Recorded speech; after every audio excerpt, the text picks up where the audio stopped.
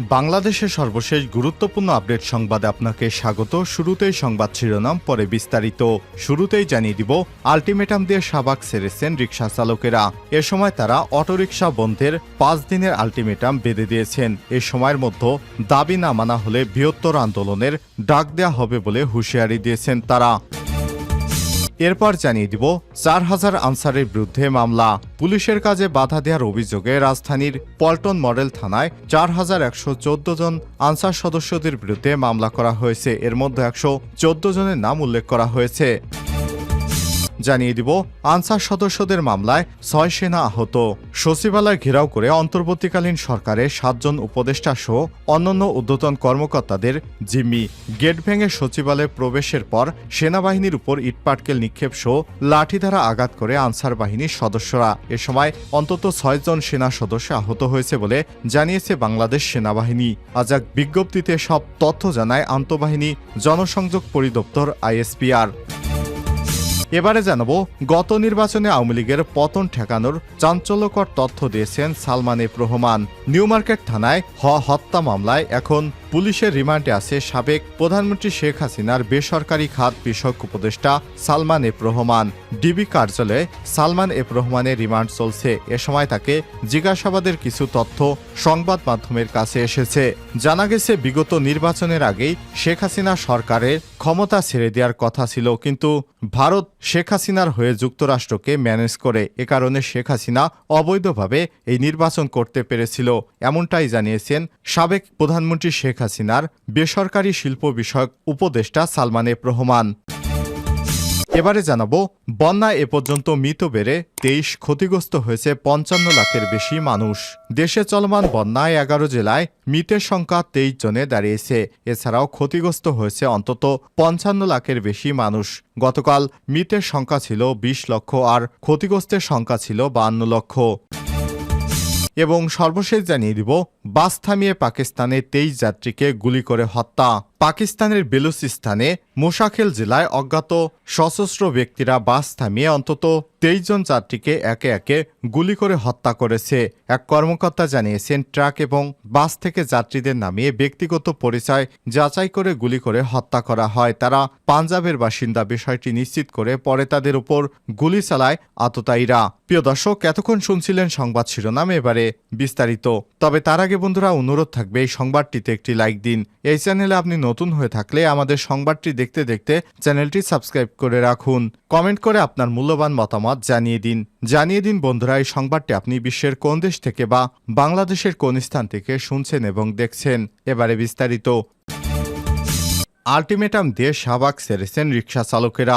শাহবাগ ছেড়েছে আন্দোলনরত রিকশা চালকেরা। এ সময় তারা অটোরিকশা বন্ধে 5 দিনের আলটিমেটাম দেন। এ সময়ের মধ্যে দাবি না মানা হলে তারা বৃহত্তর আন্দোলনের ডাক দিবেন বলে হুঁশিয়ারি দেয়া হয়।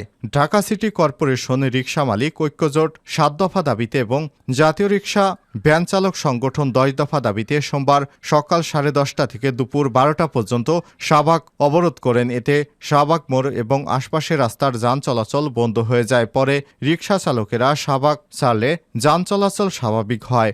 ঢাকা সিটি কর্পোরেশনের রিকশা মালিক ঐক্যজোটের সাধারণ সম্পাদক মোহাম্মদ মমিন আলী বলেন, আমরা আমাদের 7 দফা দাবিতে প্রধান উপদেষ্টা বরাবর স্মারকলিপি পেশ করছি। 3 সদস্যের একটি প্রতিনিধি দল স্মারকলিপি নিয়ে প্রধান উপদেষ্টার কাছে গিয়েছিলেন। প্রতিনিধি দলের সদস্যরা হলেন সভাপতি জহুরুল ইসলাম মাসুদ, সাংগঠনিক সম্পাদক প্রদীপ কুমার ভৌমিক, সহ-সাধারণ সম্পাদক মোহাম্মদ ইয়াসিন। এ সময় তিনি বলেন, আমরা 31 আগস্ট পর্যন্ত আলটিমেটাম দিয়েছি। দাবি মানা না হলে আগামীতে বৃহত্তর আন্দোলনের ডাক দেওয়া হবে। আমরা রিকশার বৈধ মালিক। আমরা 1,43,000 লাইসেন্সধারী বৈধ রিকশার মালিক। আমরা সরকারকে ট্যাক্স দেই। তবে দাবি দেওয়া নিয়ে এখন কোনো আশ্বাস পাননি বলে জানান তিনি। এ সময় তিনি বলেন, আমাদের আগামীতে কোনো কর্মসূচি নেই বলে দাবি না মানলে বৃহত্তর কর্মসূচি দেওয়া হবে। ঐক্যজোটের অন্যান্য দাবিগুলো হচ্ছে, ঢাকা দক্ষিণ সিটি কর্পোরেশন DSCCর মতো ঢাকা উত্তর সিটি কর্পোরেশন DNCC থেকে রিকশা মালিকানার নতুন লাইসেন্স প্রদান এবং পুরনো লাইসেন্স নবায়ন করতে হবে। সরকারের রাজস্ব বৃদ্ধি করার লক্ষ্যে বৈধ লাইসেন্সধারী রিকশা পেশাজীবীদের সাথে ঢাকা উত্তর ও দক্ষিণ সিটি কর্পোরেশন থেকে চালক লাইসেন্স প্রদান করতে হবে। অসুস্থ চালকদের ফ্রি রাইডে মেডিকেল চিকিৎসা প্রদান করতে হবে। ঢাকা উত্তর ও দক্ষিণ সিটি কর্পোরেশনে লাইসেন্সপ্রাপ্ত রিকশা পেশাজীবীদের ব্যবসায়িক ট্রেড লাইসেন্স প্রদান করতে হবে। এছাড়াও রিকশা বাঙালি মুলুকের প্রাচীন বাহন হিসেবে নৌকা, পালকি, ঘোড়ার গাড়ি এর মতো রিকশাকে ঢাকা উত্তর সিটি কর্পোরেশনের ন্যায় ঢাকা দক্ষিণ সিটি কর্পোরেশন এবং জাতীয় জাদুঘরে স্থান দিতে হবে।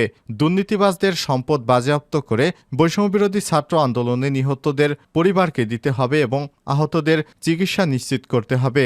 উত্তর সিটি কর্পোরেশন গুলশান, বাড়িধারা এবং বসুন্ধরা সহ যেসব এলাকায় বিশেষ পোশাকে রিকশা বাহিনী গড়ে তুলেছে তা বন্ধ করতে হবে। কয়েকজন রিকশা চালকের সঙ্গে কথা বলে জানা যায়, ব্যাটারি চালিত রিকশার কারণে তাদের আয় কমে গেছে বলে সড়কে এসে প্রতিবাদ করছেন তারা। ধানমন্ডি এলাকা থেকে আসা রিকশা চালক উজ্জ্বল হোসেন তিনি বলেছেন, তারা বেশ কয়েকজন রিকশা চালক একসঙ্গে এসেছেন এখানে প্রতিবাদ জানাতে। এ সময় তিনি বলেন, ব্যাটারি চালিত রিকশা আসায় আমাদের রিকশায় কেউ উঠতে চায় না, তাদের কারণে রাস্তায় অনেক সমস্যা হয়। আমরা চাই তারা গলিতে রিকশা চালাক, কিন্তু মেইন রোডে না। আরেক রিকশা চালক আলমগীর বলেন, ব্যাটারি চালিত রিকশার কারণে তারা যাত্রী পান না, তাদের কারণে আমাদের প্রতিদিন রিকশার জন্য যে ভাড়া দিতে হয় সেটাও উঠছে না। কর্তৃপক্ষের কাছে তাদের দাবি, ব্যাটারি চালিত রিকশা গলিতে চলুক, কিন্তু মেইন রোডে না। ৪,০০০ আনসারদের বিরুদ্ধে মামলা। পুলিশের কাজে বাধা দেওয়ার অভিযোগে রাজধানীর পল্টন মডেল থানায় ৪,১১৪ জন আনসার সদস্যদের বিরুদ্ধে মামলা করা হয়েছে। এর মধ্যে ১১৪ জনের নাম উল্লেখ করা হয়েছে। সোমবার ২৬ আগস্ট পল্টন থানার উপপরিদর্শক সাজ্জাদ হোসেন ভূঁইয়া বাদী হয়ে মামলা করেছেন। এ মামলায় অন্তত ৯৫ জন আনসার সদস্যকে গ্রেপ্তার করা হয়েছে। তাদের ঢাকার আদালতে হাজির করা হবে। এদিকে বেআইনি সমাবেশ এবং পুলিশি কাজে বাধা দেওয়ার অভিযোগে গ্রেপ্তার ১০৯ আনসার সদস্যকে ঢাকার আদালতে হাজির করা হয়েছে। তাদের বিরুদ্ধে রাজধানীর শাহবাগ, রমনা এবং পল্টন থানায় মামলা করা হয়েছে। সোমবার দুপুরে তাদের ঢাকার চিফ মেট্রোপলিটন ম্যাজিস্ট্রেট আদালতে তোলা হয়েছে বলে জানিয়েছে আদালতের একটি সূত্র।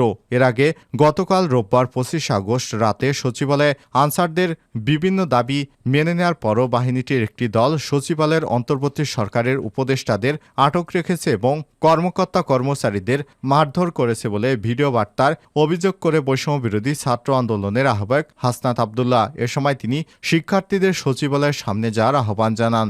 এই আহ্বানে সাড়া দিয়ে ঢাকা বিশ্ববিদ্যালয়ের শিক্ষার্থীরা মিছিল নিয়ে সচিবালয়ের দিকে যাওয়ার চেষ্টা করলেই তাদের উদ্দেশ্য করে ইটপাটকেল নিক্ষেপ করে আনসার সদস্যরা। কয়েকজন শিক্ষার্থীকে মারধর করে আনসার সদস্যরা। এক পর্যায়ে উভয় পক্ষের মধ্যে ইটপাটকেল নিক্ষেপের ঘটনাও ঘটে। পরে শিক্ষার্থীরা আবারও জড়ো হয়ে আনসার সদস্যদের ধাওয়া করে। এ সময় শিক্ষার্থীদের লক্ষ্য করে গুলি ছোড়ে আনসার সদস্যরা। গুলি, লাঠিপেটা এবং ধাওয়া পাল্টা ধার অন্তত ৩০ জন শিক্ষার্থী আহত হয়েছেন। আহতদের ঢাকা মেডিকেল কলেজ হাসপাতালে নেওয়া হয়েছে বলে জানিয়েছে শিক্ষার্থীরা। আনসার সদস্যদের হামলায় ৬ জন সেনা সদস্য আহত।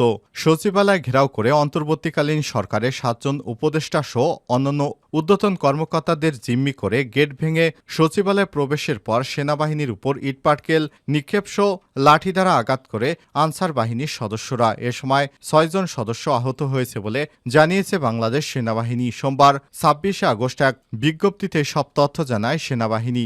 বিজ্ঞপ্তিতে বলা হয়েছে, গতকাল রোববার আইনশৃঙ্খলা রক্ষায় মোতায়েনরত সেনা সদস্যগণ বাংলাদেশ সচিবালয় এলাকায় সার্বিক নিরাপত্তা নিশ্চিত প্রকল্পে বিভিন্ন গুরুত্বপূর্ণ স্থান এবং সচিবালয়ের সকল গেটে নিরাপত্তা ব্যবস্থা জোরদার করে। এদিন বিভিন্ন সময় আনুমানিক ১০,০০০ আনসার সদস্য একত্রিত হয়ে বাংলাদেশ সচিবালয় ঘেরাও করে অন্তর্বর্তীকালীন সরকারের ৭ জন উপদেষ্টা সহ সচিবালয় অন্যান্য ঊর্ধ্বতন কর্মকর্তাদের জিম্মি করে রাখে। উত্তেজিত আনসার সদস্যদের শান্ত করার জন্য বিকেলে মহাপরিচালক আনসার এবং বিডিপি সচিবালয়ে আগমন করে এবং আনসার সদস্যদের সকল দাবি মেনে নেয়। এরপর উত্তেজিত আনসার সদস্যরা সচিবালয় এলাকা ত্যাগ না করে আনসার এবং বিডিপির মহাপরিচালককে অবরুদ্ধ করে রাখে এবং কিছু আনসার সদস্য সচিবালয়ের ৩ নম্বর গেট ভেঙে ভেতরে প্রবেশের চেষ্টা করে। এ সময় উত্তেজিত আনসার সদস্যরা ঘটনাস্থলে উপস্থিত ছাত্রদের উপর অতর্কিত হামলা করে এবং সচিবালয়ের নিরাপত্তায় নিয়োজিত সেনাবাহিনী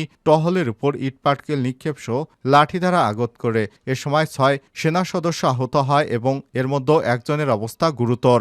এমন অবস্থায় পরিস্থিতি নিয়ন্ত্রণে আনার জন্য মোতায়েনরত সেনা সদস্যরা বারংবার ধৈর্য সহকারে আনসার সদস্যদের সাথে এনগেজমেন্ট করা সত্ত্বেও উত্তেজিত আনসারগণ নিবৃত্ত না হলে আকাশের দিকে ২৭ রাউন্ড ফাঁকা গুলি ছোড়ে সেনাবাহিনীর সদস্যরা। পরবর্তীতে সচিবালয় এলাকায় অতিরিক্ত সেনা মোতায়েন করে আনসারদের ছত্রভঙ্গ করে পরিস্থিতি নিয়ন্ত্রণে নিয়ে আসে সেনাবাহিনী। এরপর সচিবালয় অবরুদ্ধ অন্তর্বর্তীকালীন সরকারের ৭ উপদেষ্টা, ডিজি, আনসার, আইন শৃঙ্খলা রক্ষাকারী বাহিনী, ঊর্ধ্বতন কর্মকর্তা এবং সচিবালয়ের সকল কর্মকর্তাগণ সেনাবাহিনীর সহায়তায় সচিবালয় এলাকা থেকে নিরাপদে বাসায় ফিরেন। গত নির্বাচনে আওয়ামী লীগের পতন ঠেকানোর চাঞ্চল্যকর তথ্য দিয়েছেন সালমান এফ রহমান। জানা গেছে, জিজ্ঞাসাবাদের সময় ডিবিকে সালমান এফ রহমান বলেন, আমাকে আটকে রাখলে আমার বিভিন্ন প্রতিষ্ঠানে কর্মরত ৮০,০০০ লোক বেতন পাবে না। বিভিন্ন ব্যাংক থেকে যে ঋণ নেওয়া হয়েছে সেই ঋণের কিস্তি দিতে পারবো না। এতে দেশেরই ক্ষতি হবে, তাই আমাকে ছেড়ে দিন। জবাবে ডিবি কর্মকর্তা বলেন, আপনাকে ছাড়া হবে না। একের পর এক মামলায় কমপক্ষে ১ বছর আপনাকে রিমান্ডে থাকতে হবে। এ সময় সালমান এফ রহমানের কাছে ডিবি জানতে চায়, গত নির্বাচনে আওয়ামী লীগ সরকারের কিভাবে পতন ঠেকালেন আপনারা? সালমান এফ রহমান বলেন, আমরা আমেরিকার পক্ষেই আছি। সেটা আমরা ভারতের মাধ্যমে আমেরিকাকে বোঝাতে পেরেছি। আমরা তাদেরকে আরও বুঝিয়েছিলাম, বাংলাদেশকে বাঁচাতে হলে শেখ হাসিনার বিকল্প নেই। তখন আমাদের যে ভারতের কথায় আমেরিকা কনভিন্স হয়েছিল, তাহলেই এ কারণে আমরা নির্বাচনে থাকতে পেরেছি এবং এখনও আছি। তা না হলে তখনই আমাদের পতন হয়ে যেত। কারণ যুক্তরাষ্ট্র যেভাবে আমাদের চাপ দিয়েছিল, ভারত দ্বারা আমরা যুক্তরাষ্ট্রকে বোঝাতে সক্ষম হয়েছি যে আমরা থাকলে সবসময় যুক্তরাষ্ট্রের হয়ে আমরা কাজ করব এবং সবসময় ভারতের নিরাপত্তার স্বার্থে বাংলাদেশকে কখনোই ব্যবহার হতে দিব না। ডিবি কর্মকর্তা বলেন, মামলা তো মাত্রই শুরু, কতগুলো মামলা হবে তা আমরাও জানি না। আপনাকে শুধু আদালতে যেতে হবে আর ডিবিতে আসতে হবে। এ সময় সালমান এফ রহমান বলেন, 111-এর সময় 2 বছর জেল খেটেছি, সুতরাং সমস্যা হবে না। ছাত্র জনতার অভ্যুত্থানের মুখে গত 5ই জানুয়ারি প্রধানমন্ত্রী শেখ হাসিনা পদত্যাগ করে দেশ ছাড়েন। গঠন করা হয় অন্তর্বর্তীকালীন সরকার। এরপর থেকে প্রতিনিয়ত গ্রেপ্তার হচ্ছে আওয়ামী লীগ নেতারা। নিউ মার্কেট থানায় দায়ের হওয়া হকার শাহজাহান আলী হত্যা মামলায় গত 13ই আগস্ট গ্রেপ্তার হয় সালমান এফ রহমান।